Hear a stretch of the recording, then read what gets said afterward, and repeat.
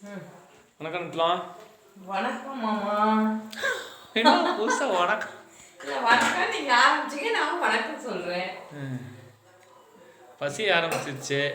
இந்த வாங்க இன்னும் 10 நிமிஷத்தில் உங்களுக்கு ரெடி ஆகிடும். இங்கே பாருங்க, காய் சட்னி செய்ய போகிறேன். வெஜிடபிள் காய் சட்னியா? ஆமாம்.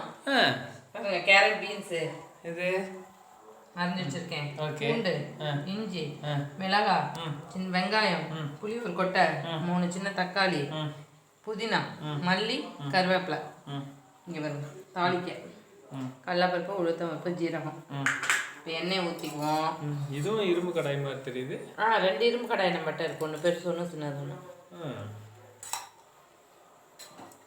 எண்ணெய் ஊற்றிட்டு வெஜிடபிள் வந்து சட்னி. வெஜிடபிள் சட்னி. அதுக்கு தோசையா இட்லியா ஊத்தாப்பமா? இட்லி தான். இட்லி. ஆமாம். அது ஒரு சைடில் ரெடி பண்ணி வச்சிருக்க மாதிரி தெரியுது. ஆமாம், வச்சுருக்கேன். இப்போ அடுத்த இதை ரெடி பண்ணிக்கிட்டு அதை நம்ம ஊற்றிக்கலாம் வாங்க. ஓகே.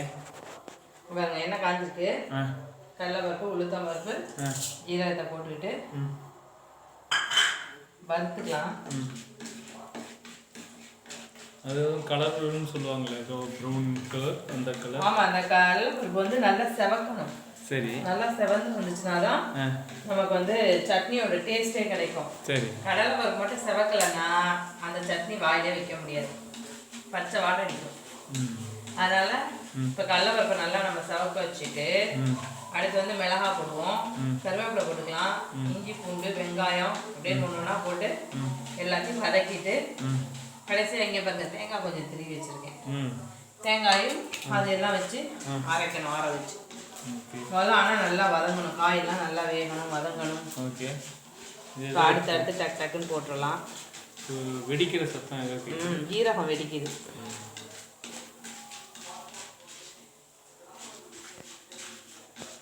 இப்போ வந்து பாருங்க, கடலைப்பருப்பு செவக்க ஆரம்பிச்சிருச்சு. செவந்துருச்சு பாருங்க, நல்லா செவந்துருச்சு. நான் ஃபஸ்ட்டு மிளகாய் போட்டுக்கிறேன். ஓகே.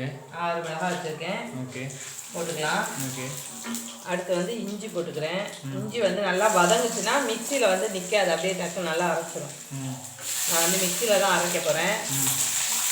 அதனால் இங்கே பாருங்க, எண்ணெயிலே நல்லா அதை வதக்கிட்டு இந்த வெங்காயத்தை போட்டுக்கலாம்.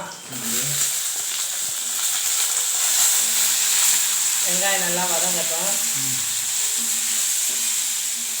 வெங்காயம் வதங்கும் போது நம்ம காயும் சேர்த்து போட்டு வதக்கிக்கலாம். ஓகே. தக்காளியை அப்புறமா போட்டு வதக்கிக்கலாம். ஏன்னா எண்ணெயிலே வதங்கிடும், தண்ணியில் வதங்கக்கூடாது.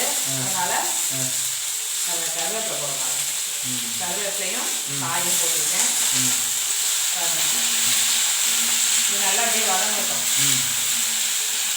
நல்லா சூடுல வதங்கிட்டு இந்த தக்காளி போட்டு வதக்கிட்டு இந்த புதினா மல்லி எல்லாம் போட்டு ரொம்ப வதங்கக்கூடாது. கடைசியாக போட்டு ஒரு கரட்டி இறக்கிற வேண்டியதான். ஏற்கனவே பசிக்குது, செய்கிற சுமலை பார்த்தோம்னே மேற்கொண்டு பசி தூண்டுது. ஆமாம், வாசம் அதிகமாக இருக்கு.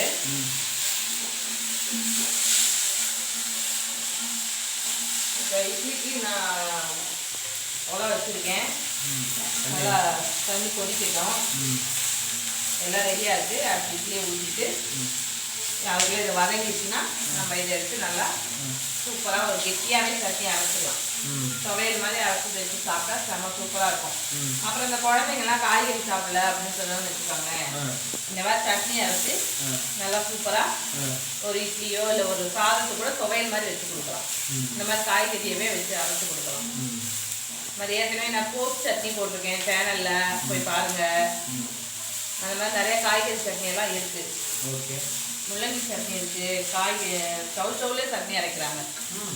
அவ்வளோ சூப்பராக இருக்கும் அந்த சட்னியும். அடுத்து அப்லோட் பண்ணுவீங்களா?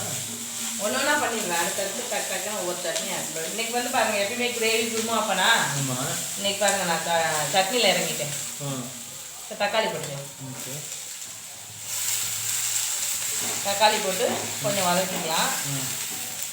3 தக்காளி வச்சுருக்கேன், அதனால் நான் புளி ரொம்ப வைக்க மாட்டேன். 3 தக்காளி, சின்ன சின்ன தக்காளி தான். கொஞ்சம் புளிப்பு இருந்தால் தான் சட்னி, புளிப்பு காரம் உப்பு வந்து கரெக்டாக இருக்கும். ஓகே. அப்போ தான் வாயில் இருக்குது. சரி, வதங்கட்டும்.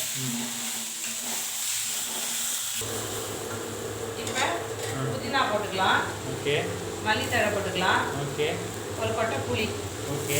போட்டுட்டு சும்மா ஒரு பரட்டை மட்டும் தரட்டிட்டு லைட்டாக வதங்கினா போதும். புதினா மல்லி ரொம்ப வதங்கணும் இல்லை, லைட்டாக வதங்கினா போதும். உப்பு போட்டு ஒரு கிண்டி கிண்டிட்டு இறக்கி வச்சுக்கலாம். ஆறினோடனே கொஞ்சம் தேங்காய் போட்டு பாருங்க, சட்னிக்கு தேவையான உப்பு இதிலே போட்டுடலாம். போட்டால் நல்லாயிருக்கும். கதை பல பேசினாலும் கணவனுக்கு விருது வைப்பதில் அறுசுவையையும் மிஞ்சி விட்டது உன்னுடைய அன்பு சட்னி. கவிதையா?